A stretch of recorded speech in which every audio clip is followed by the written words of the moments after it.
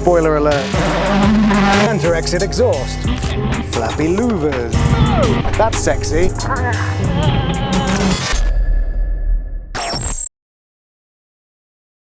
I'm Neil. And I'm Ken.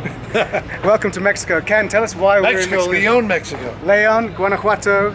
Yes. And why are we here? WRC Mexico, one of my favorite events in the entire world.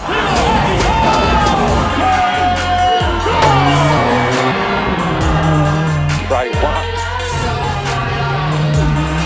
I was very lucky to be able to include this as one of my favorite events in this year's calendar. So very cool for me to have my old Kazi on the same stages as all these top spec cars and guys.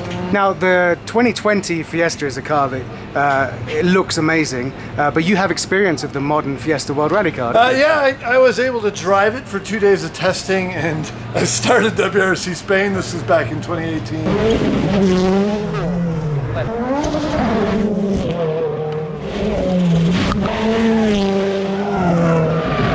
And the car is so capable. It's the fastest WRC car ever made. Huge aero, and it's only 1.6 liters.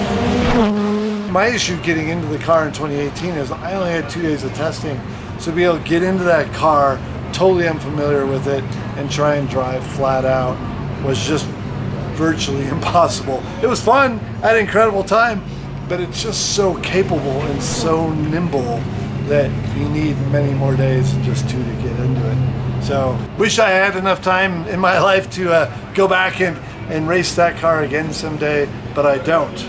But you should go check it out. Okay, because I think you have some work to do. Yeah, I need to sit down with Alex. I think I have to go to a safety briefing and work with Alex on the notes to get ready for big day tomorrow. Time to go, Alex? Yeah, okay. Okay. All right, bye, Neil. Bye. You do some work and I'll check out the Fiesta. So Fiesta in Spanish means party. So while we're in Mexico, let's have a Fiesta. The M Sport lads are busy preparing these cars for the altitude and dust and heat of Rally Mexico, but they very kindly left this one untouched for 5 minutes so that we can have a good look around it.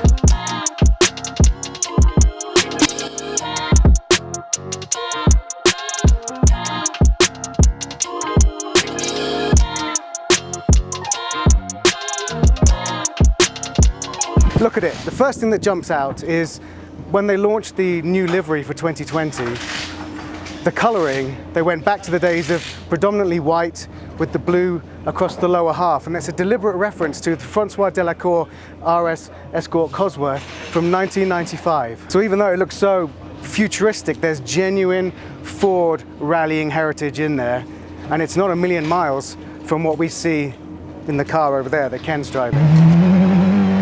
And look, even as a gravel spec car, look how cheekily and aggressively low this thing is to the ground. I mean, like all of this heavy protection underneath, you don't get that on a tarmac rally. That really is protecting all of the important diffs underneath with some serious heavy metal. In fact, come over here.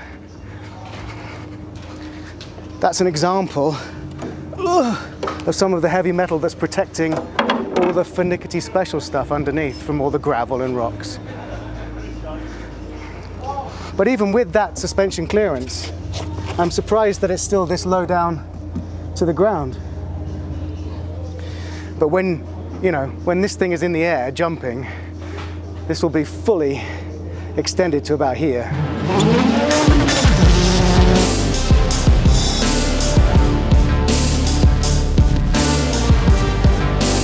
So the roof scoop, which by the way is the same kind of one that Ken has on his Cozy V2, that's simply to protect the two little vents inside, which basically acts as the only kind of airflow or air conditioning the poor driver and co-driver are ever going to get on the world's hottest rally. That is where the air goes in and out to give them air to breathe. Look at that, that's pretty rad. The kind of built-in ducting with good clearance to go behind the wheel and to the back.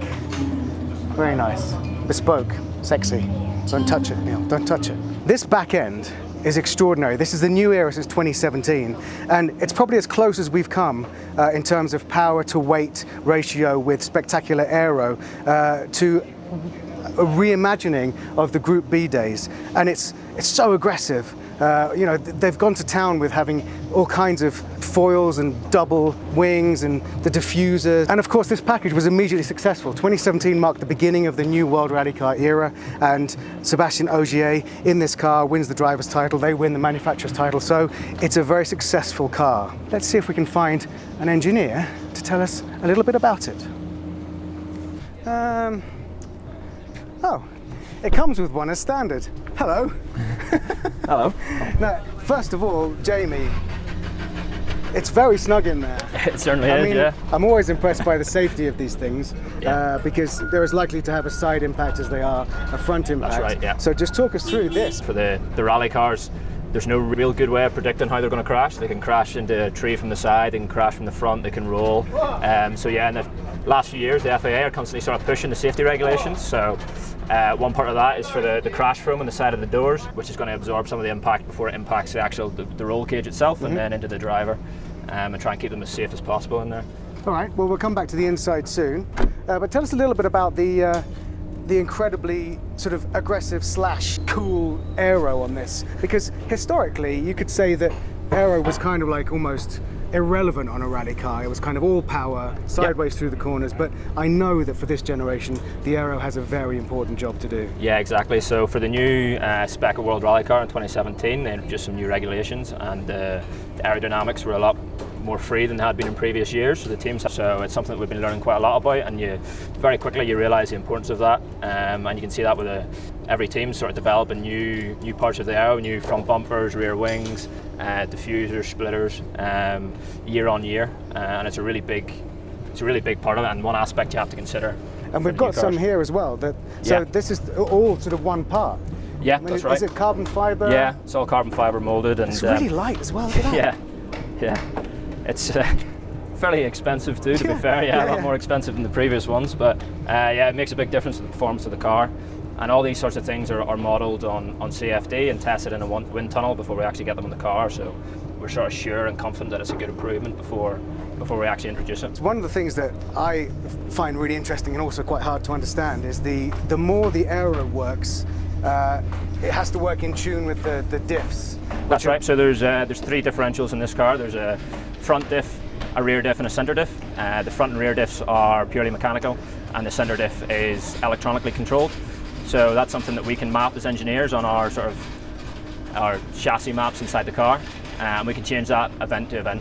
So it takes a lot of the driver's inputs based on maybe throttle, steering, some accelerations, and then gives the center diff a pressure to hold, and then that adjusts the torque delivery from between the front and the rear. So it's quite interesting, because trying to make that work in conjunction with the mechanical diffs you already have in the front and rear, because they're quite constantly being developed as well, along with the center diff, it's a real challenge. And with the power, the sort of more power that's come in since 2017, you do get the sense when you watch them, the aero and the diffs can throw them into corners with much more speed. Definitely, and you can see that in the average speeds from rally to rally since the 2017 cars were introduced. That's it's a real big improvement on what we previously had. Now, obviously, all of the different teams are doing their own thing. So the aeros look different on the Toyotas and the Hyundais. But what's the kind of common denominator under the hood? I mean, first of all, can we look under the hood? As long as we don't get too close? I guess so, yeah. Now, first of all, that's sexy. Is that specific for Mexico? No, we'd use that on most of the gravel events. So yeah, it just tries to keep the air coming into the engine as cool as possible. The reflective tape. So basically, all the 3 current WRC cars for 2020 are all built to a certain set of regulations, which are quite restrictive. So it's based on a road car. So this is based on obviously the Fiesta model, the Hyundai and the i20 and the Toyota and the Yaris.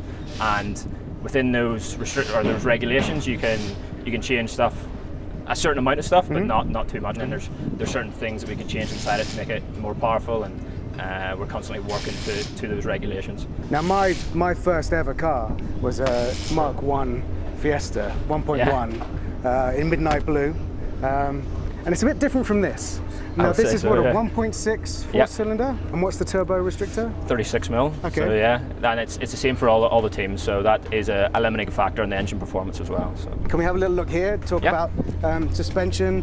So this is a ZF dumper. One of the biggest things on this compared to your normal road-going car would be the thread platform here, so that's how we adjust the ride height. And you can see there's a massive range here that we can choose. For Mexico, you know, we're running ride heights maybe of 170 mil, compared with tarmac events where you're nearly rubbing the ground in places. Right. This is again something that can be adjusted as well in the stages, so the drivers can adjust the platform based on certain stages if they think it's going to be a little bit bumpier, a little bit rougher. Or if we can have a look inside. Yep. Now, first of all, complicated steering wheel. Yeah. How many of those buttons do the drivers actually use? Quite a few of them. Okay. Yeah. They're always commenting on small changes to make to these as well, so it's something that we can adjust in the car, maybe from event to event with some different ideas. The rotaries are probably the ones that they would use the most. The center diff pressure is adjustable in the map, and we can have up to 4 calibrations in there that the drivers can change from stage to stage. Different engine modes? Yep, different engine modes as well, so depends how aggressive you want the ALS. There's also some different strategies that are involved in there, and you have up to 8 calibrations on there. I'll go for 8. Yeah, Maximum, see what happens. Maximum, there we go. Yeah. Okay, and then, I mean, there's a lot of electrics. There's quite a lot of different boxes in there. Not all that are required to make it run. So there's some additional ones. For example, the big box sort of just in front of the driver's seat is the WRC TV box. So that's thanks, guys. Yeah, that's what actually transmits the footage around the world. Just in front of the dash, there's an SAS box, and that's a tracker. And again, the co-driver can look at that during the stage, and if he has an accident, it's on that he'll press a button to say he's okay, or if he needs SOS assistance. So it's really important to have for these events. So this is, Cosworth sort of do all our electronics. So we've got an ECU which is supplied by Cosworth. We've got an IPS which controls the power systems in the car. And yeah, you've got a shift paddle here, so it's slightly different to how you would have on a circuit car, where normally you would have up on the right hand and down on the left hand. On this, it's a forward-backwards motion. Look how wide that is from the door. That's crazy. What's your, if you could single out one thing about this and go, that's rad, that's one of the coolest things we have to work with every time we go away on an event. Yeah, it's got to be the aero, I think, on these cars. Yeah. I think that's the most impressive side of it. Who actually designed it? Designs it? It's a combination of people at M Sport and Ford Performance guys. So yeah, they'll come with some ideas, and we'll discuss what's best to work, and then we'll run some simulations in CFD and then on the wind tunnel. So yeah, Ford Performance helped quite a lot with that. Now I'm going to be getting in this car with this guy. Yeah. So any advice before I sit in with him on the shakedown stage? Good luck. Yeah. When you'll feel it the most is the first corner. Okay. The speed that he sort of throws it in, you expect him to brake sort of 200 meters before he actually does, and then you sort of question whether the guy sitting beside you is actually in control. So yeah, he is, I'm sure, and I'm sure he'll be all right. Well, look, good luck this weekend. Thanks, you. Jamie. Cheers. So there we are, the 2020 M Sport Fiesta World Rally Car, and I cannot wait to get my ride along inside. You know, I had my passenger ride with Ken in the modernized classic rally car in Switzerland end of last year. And now I get a chance to sit in that.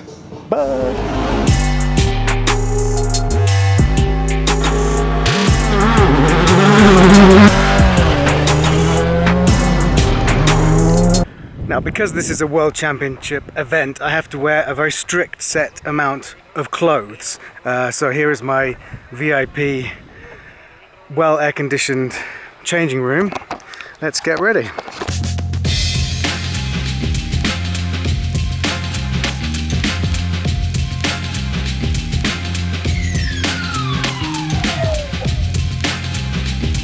I feel much safer now.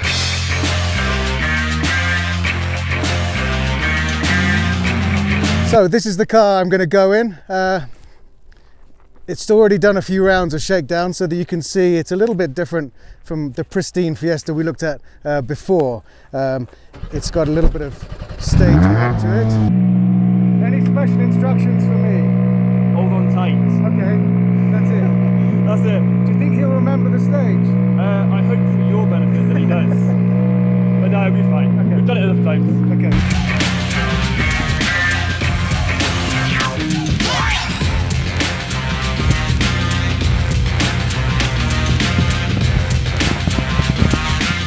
So this is Gus Greensmith. Hello, Gus. Hey. And tell us what we're about to do. So we're about to go and do Rally Mexico shakedown. It's pretty rough now, so it's should be pretty impressive to see what this car can do. And obviously, I'm not going to be able to do pace notes because your co-driver's left. Do you think you can remember it? I guess we'll find out. Genuinely, is there anything I need to press? Nope. Is it in stage mode for the recording on the cameras? Yeah, no, we're all good. Okay. So there's not really much for any of us to do. Yeah. Go on. The only thing that might be a good idea. Yep. See the splash button. Yep. When I tell you to hit it, hit it. Okay. I have a job to do. Hit the splash button. Hit the splash button. And this is a rally that you've done once before, and you had a really good result. Yeah, once before. It's a bit different in the WRC car. Yeah. It's quite a bit quicker. Okay. And I haven't driven actually the car on gravel since August last year. Oh, great. Okay. So I've been getting into it slowly, but now the pace is back. So. Okay. Well, we're about to launch 380 horsepower on gravel into the dust. So I need to get rid of this. 5, 4, 3, 2, 1, go! Oh, man. There's almost no wheel spin off the start. That was incredible. Just pure traction. Trees. Okay, what happened here? So we've got the rough left now.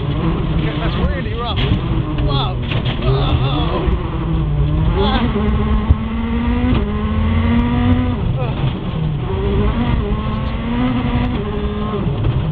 Feels too far. There's a big drop on that side. Yeah, we don't want to go over it. No, thanks. Spectacular scene, my God. Oh. Okay, we're going to through a small kind of little river now. Okay. Oh, the pickup must have. Yeah, and we're down quite a lot of power. Yeah.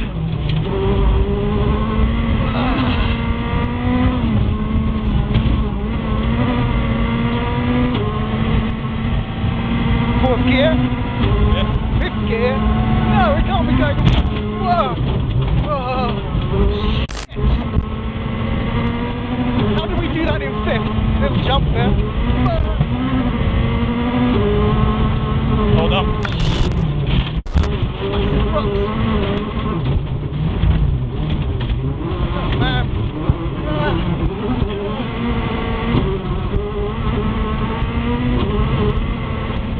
Third gear uphill, fourth gear. There's no road there. Third gear. Whoop.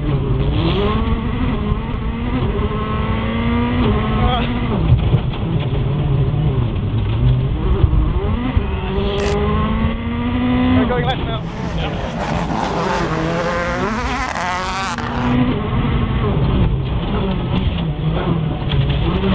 Oh, massive ruts. Bang.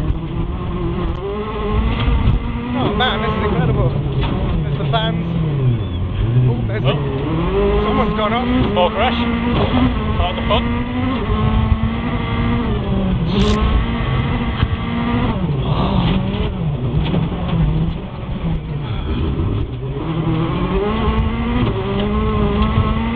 And now we open up. Now we go fast. Okay. Fourth gear. Fifth. Should we ever go at 6? Okay. No. How can you be doing 6? That's ridiculous. We've got a corner coming up. Is it some kind of building in the way? Okay. Hit the splash. Okay. Now? Yep. Whoa. What does that do? Close up the radiator? Yeah. Yes, I did a job. There's a big impact in that. Oh, I was.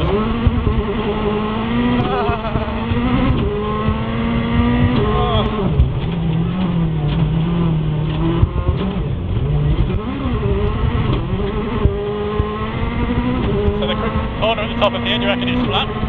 No, I reckon we need to brake. Let's take it flat. No! What are you doing, Gus? This is too quick.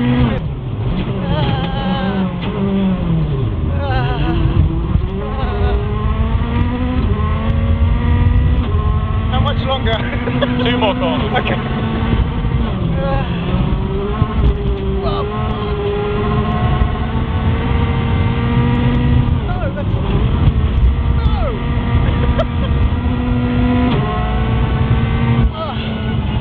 Oh my God.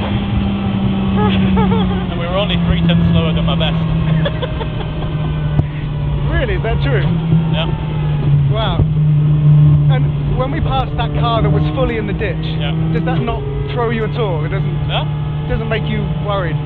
No, it's just, if it would have been a big crash, we'd have probably been told to stop. Okay. No, we were good. Oh, we were very good. I've got no idea how you did that 6th gear section. And every time you hit a big bump, it just seems to correct. Yeah. I mean, you don't lose any control. It's No. it's extraordinary. Oh man, that was incredible. Enjoy it? Yeah, it's so good. I've never experienced. I mean, that is the most violent and fast gravel driving I've ever experienced. Thank you. Yeah, it's But I'm very impressed, Gus. glad you enjoyed it. Oh, amazing. So let's have a quick recap before we get out. That was really amazing, and I was trying to look at which gear you were in, but it would scare the shit out of me because I could see the corner coming up. But for you, that was a relatively reasonable run, or were you pushing? No, that was a relatively reasonable run. The road's that rough now that I don't feel I can go much quicker without damaging the car, so no, it was a good run, but there's places where it gets that rough, you don't think you can go that quick, but the car can. And I did my job. You did? I did the splash. Very well. I did a few other splashes as well along the way. Right, I'm getting out. I'll let Elliot get back in. Cheers. Thanks, buddy. No problem. Holy shit. Might just have a little sit down on a rock. Woo! Ah! Woohoo! Ah! That was insane. Woohoo! Well, don't forget to join us for more content. Comment below. Blah blah blah. Cosy World Tour.